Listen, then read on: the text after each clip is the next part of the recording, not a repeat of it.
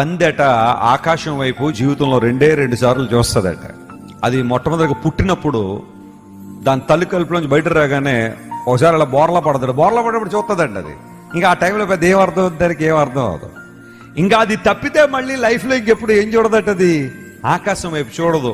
ఒక రోజున ఆ యజమాని ఇంకా దీన్ని వేసేస్తే బాగుంటుంది అనుకుంటాడట.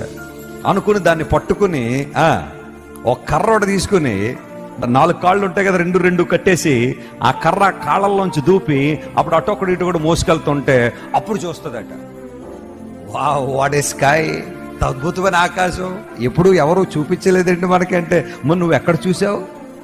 చాలా మంది జీవితాలు కూడా అలాగే ఉన్నాయి. ఎప్పుడు క్రిందకే, లోకమే లోకమే లోకమే లోకమే. ప్రభు వైపు చూడాలని ఆశ లేదు, ఆత్మలో అభివృద్ధి పొందుదామని ఆశ లేదు.